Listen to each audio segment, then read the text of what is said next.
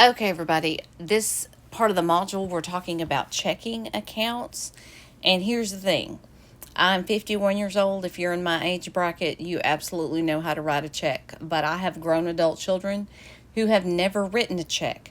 But sometimes in some businesses, even though most of the world has gone to cards and digital transfers and that type of thing, you need to understand what a check looks like and you need to know how to write one. So this module is for you younger people who are like, has this world not moved on for this?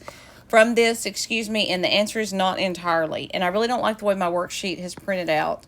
So y'all just bear with me. I'm going to draw you a check, okay? You've got one in your module. They tend to be sort of a long rectangle like that. And there's a number over here. Say this is check 001. And then there's going to be a place to put the date. And then your name and address or the company's is going to be up here. And then there's going to be a pay to line. And there's going to be a place to write the amount in words, and there's going to be a box to put the dollar amount. Okay, there's going to be a memo line and a signature line, and this is sort of basic. And here at the bottom there's going to be numbers. It's going to be that are going to be relative to the bank. There's going to be a routing number, which is specific to your bank, and then an account number, which is specific to your account. And you don't have to know those. I see down here there's places for us to put those. But all of this information, routing number, account number, check number, that is automatically printed on the check. What you as well as name. What you'll have to do if you fill out a check, you're going to have to fill out the date. Okay? This is the date I am making this video for however long it lasts. 2/6/26 is the date I'm making the video. Okay, so we can move that down here actually because this is closer together. You can see it all. Now it's going to say pay to the order of. That just means who is this check written to. So I'm going to say I'm writing a check to Panola College. And that would go right here.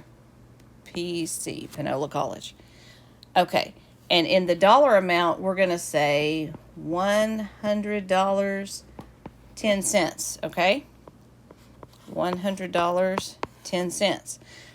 You have to write that out in words. 110 over 100 is a very common way to do that. A very common way to do that would be 110 over 100. And then my mama always taught me, you make a slash all the way to that amount line so nobody can fill anything else in there that you don't want in there.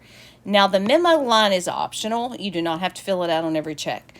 But say this was for tuition. What you put there, if you put something there, is whatever the check is written for, and then you sign it right there at the bottom. Okay? It's really simple. But again, I have no judgment because, like I said, I have grown kids. They don't even have checks, so they've never written a check. So the once or twice they've needed to write a check, I've had to kind of talk them through it. So there that is if you need that, okay? Bank deposit slip is similar. You've got one, again, in your module that you can look at. The deposit slip, you need to put your name. And then you're going to need to know your bank account number. 1234567 is going to be our account number for this account. That's going to need to go on your deposit slip. If you are depositing any cash, you put that amount in. Okay, now it's like check 1, check 2, check 3. If you're depositing for a business, you may have a check from the Millers, the Smiths, and the Joneses. Okay? And say they've given you 150, 50, and 300 for whatever services you've rendered, okay?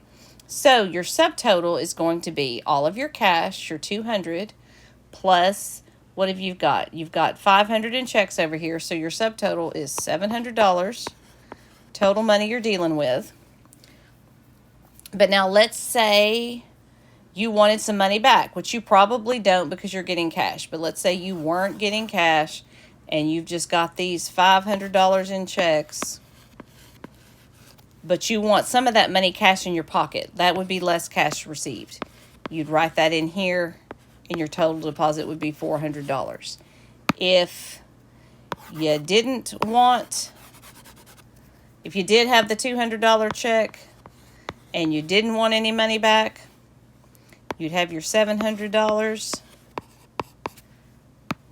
and you'd have zero less cash received, and you'd be depositing the whole $700. So that it's a very basic form, and most banks will help you walk through it. Just be aware that these types of financial tools do exist, even though you don't see them that much anymore. We do still work with them. At Panola, we have a lady that cuts checks every single week. So if you work in a bank, in a business, in any kind of accounting, you're probably going to need to know what the basic layout of a check looks like. So that is a little information on that.